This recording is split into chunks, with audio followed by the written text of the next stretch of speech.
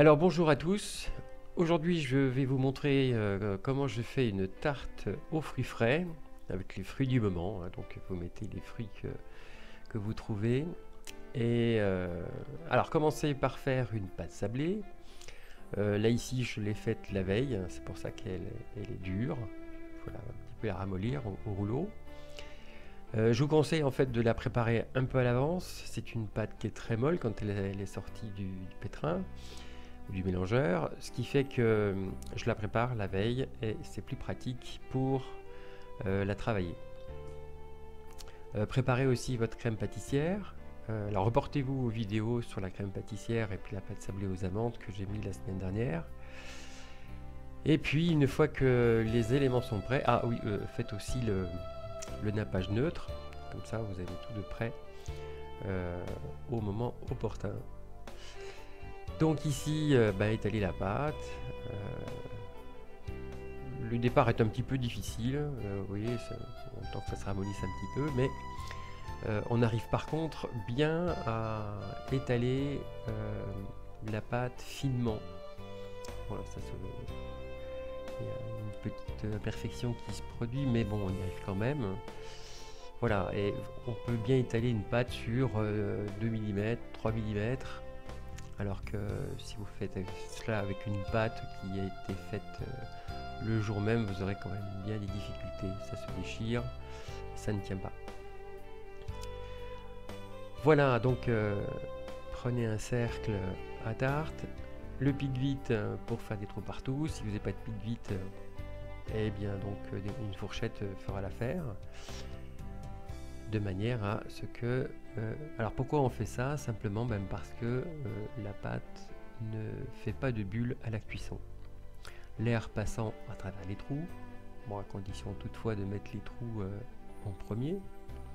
C'est pour ça que je vais retourner la pâte de façon à ce que les trous soient en dessous. Alors beurrez votre cercle, votre moule, sauf les boules Tefal bien sûr. Et foncez votre pâte.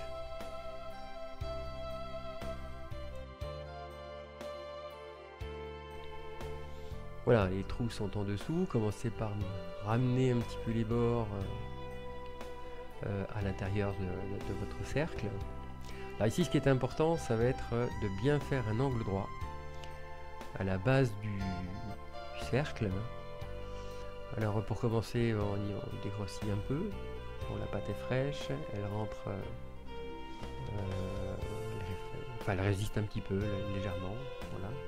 Et une fois que c'est fait, on commence à foncer les bords. Et une fois que vous avez foncé les bords d'une manière globale, revenez et avec l'ongle de votre pouce, formez bien l'angle. Parce que s'il y a un petit espace à la cuisson, cet espace sera comblé, c'est-à-dire que la pâte va descendre. Et l'inconvénient, c'est que les rebords ne seront donc pas droits. C'est important. Alors ensuite, je coupe au couteau, pas au rouleau, c'est simplement pour avoir quelque chose de très net. Alors, vous voyez, donc les bords ne sont pas tombés alors que je viens de le faire. Généralement, les professionnels laissent les fonds de tarte jusqu'au lendemain, dehors, de façon à ce que ça sèche bien, et ensuite ils cuisent. Ça permet justement ce résultat-là, enfin la garantie de ce résultat-là. Alors une cuisson à 160 degrés pendant 15 à 20 minutes, suivant les fours. Alors une fois que votre crème pâtissière est faite et refroidie, à ce moment-là, lissez-la dans un batteur ou à la main.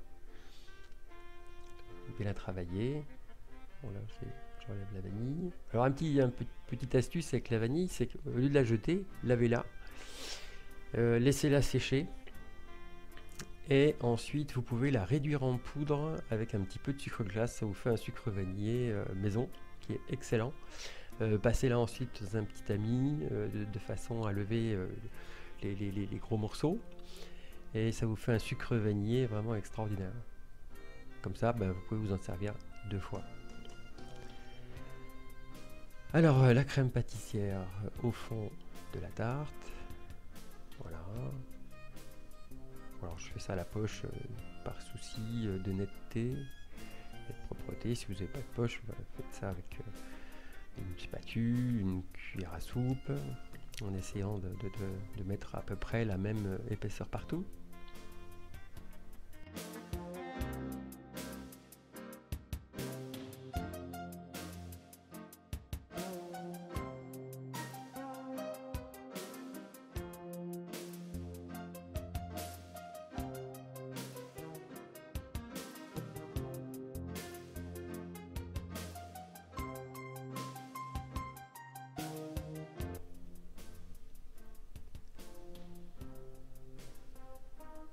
Et bien ensuite, commencez à garnir vos tartes avec...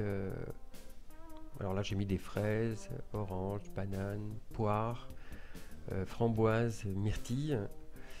Évidemment, on met ce que l'on veut. L'essentiel étant de tout couvrir.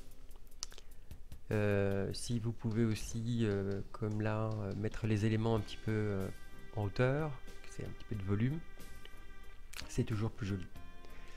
Et puis l'objectif c'est de faire en sorte que les couleurs et puis les différentes formes s'harmonisent.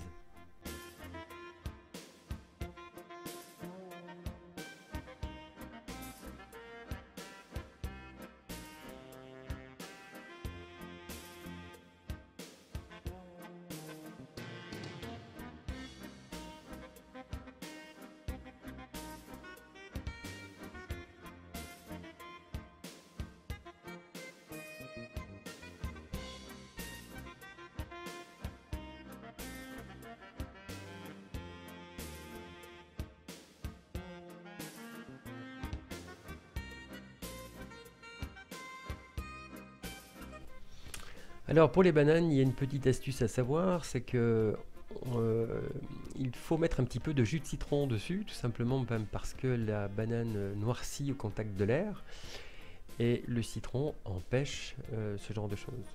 Donc il faut vraiment, si on veut garder des belles tranches de banane bien claires, bien jolies, il faut mettre un petit peu de citron dessus.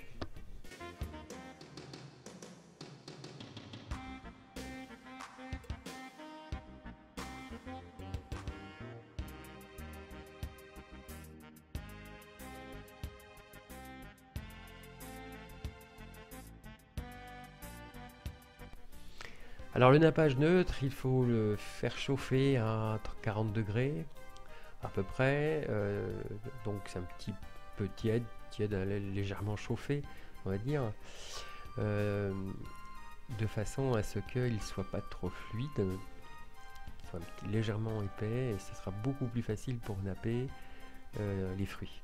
Alors concentrez-vous plutôt sur les fruits que toute la tarte, ne remplissez pas tous les trous. Le but du nappage, c'est de protéger les fruits d'abord et puis de faire un petit peu comme un vernis. Mais c'est surtout pour protéger les fruits de l'air. Voilà. Et donc ça se dispose très bien si c'est un petit peu sirupeux, vous voyez. Voilà.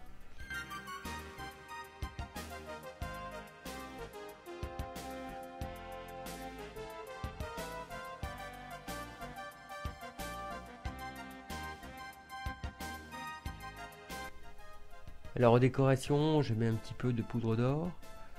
Évidemment, ce n'est pas une obligation. J'ai mis aussi des petits carrés de pâte sablée qui me restaient. Voilà, c'est sympathique aussi. Voilà, j'espère que ça vous aura plu. N'hésitez pas à liker si vous avez aimé. Et puis surtout, amusez-vous et régalez-vous avec ça. Voilà. Et ben bon appétit et puis à très bientôt. Salut!